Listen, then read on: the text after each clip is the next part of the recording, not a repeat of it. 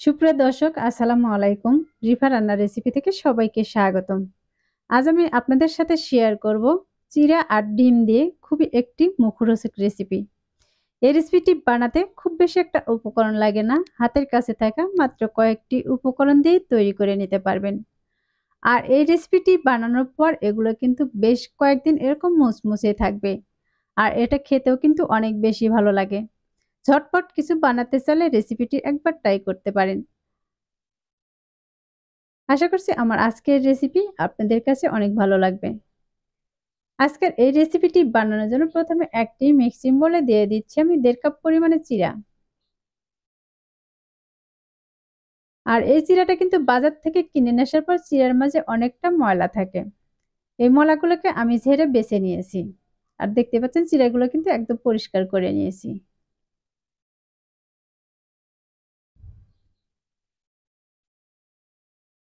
এখন এই চিড়ার মাঝে দিয়ে দিচ্ছি আমি একটি ডিম।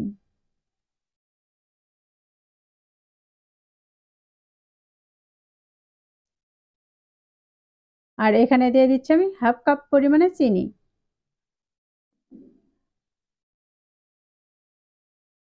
দিয়ে দিচ্ছি স্বাদ মতো লবণ বা 1 চিমটি লবণ। আর দিয়ে দিচ্ছি 1/2 চা চামচের মতো বেকিং পাউডার। এখন এই সবগুলো উপকরণকে আমি ভালোভাবে মিশিয়ে নিব। প্রথমে চিড়া, ডিম আর চিনিটাকে ভালোভাবে মিশিয়ে নিতে হবে।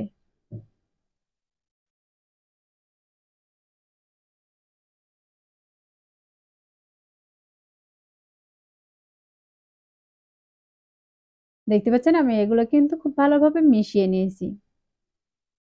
এখন এর মাঝে দিয়ে দেবো সামান্য পরিমাণে পানি। খুব বেশি পরিমাণে পানি দেওয়ার প্রয়োজন নেই। কিছুটা পানি দিলে কিন্তু এই চিনিটা গলে যাবে আর চিড়াটাও কিন্তু একটু নরম হয়ে আসবে। আমি এবার হাতটাকে পরিষ্কার করে নিচ্ছি। আর এটাকে আমি এখন ঢাকনা দিয়ে ঢেকে রাখবো 5 মিনিটের মতো।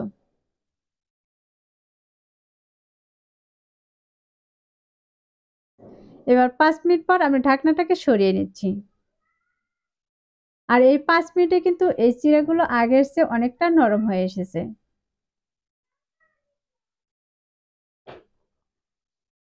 এখন এর মাঝে দিয়ে দিব আমি ময়দা।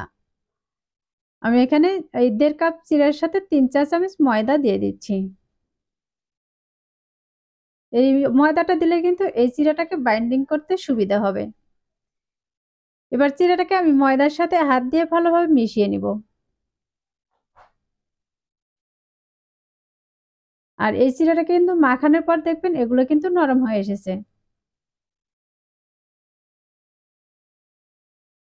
এটা নরম হয়ে দেখেন এখন একটু আঠালো ভাব চলে এসেছে।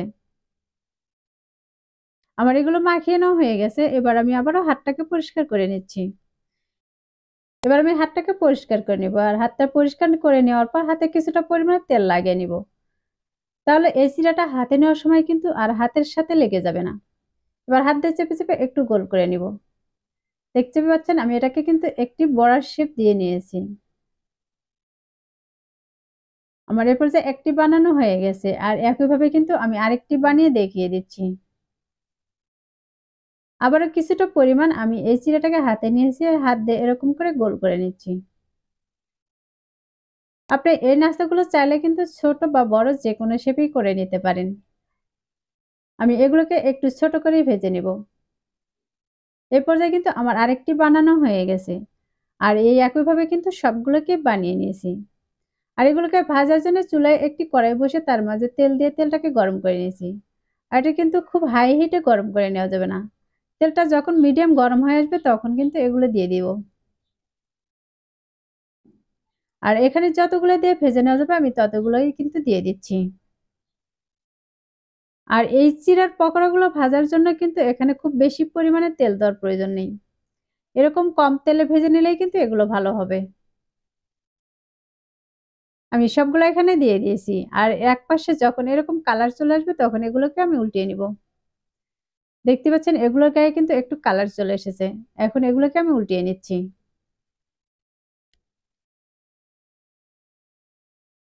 আমি এইগুলোকে প্রায় 3 থেকে 4 মিনিটের মতো এরকম মিডিয়াম আঁচে ভেজে নিব।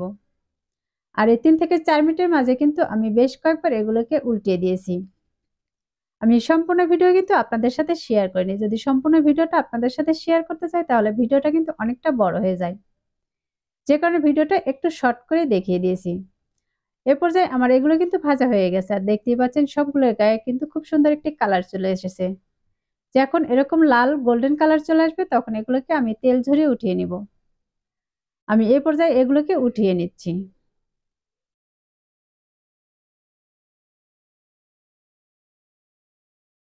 আর এইগুলো ভাজার পর দেখে কিন্তু বুঝতে পারতেছেন কত সুন্দর একটি কালার চলে এসেছে।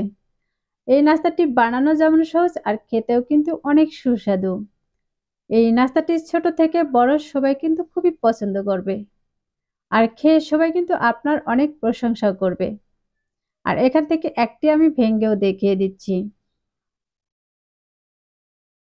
আশা করছি আমার আজকের এই সহজ রেসিপিটিও আপনাদের কাছে অনেক বেশি ভালো লেগেছে।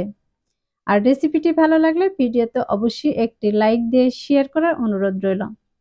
আর রেসিপিটি কেমন হয়েছে তা অবশ্যই কমেন্টে লিখে জানাবেন। আমার চ্যানেলটি সাবস্ক্রাইব করে না থাকলে চ্যানেলটি সাবস্ক্রাইব করার অনুরোধ রইল।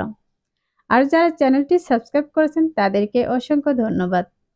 কথা হবে এরকম মজার মজার রেসিপি নিয়ে। এ পর্যন্ত সবাই ভালো থাকবেন, সুস্থ থাকবেন আর আমার ভিডিওর সাথেই থাকবেন।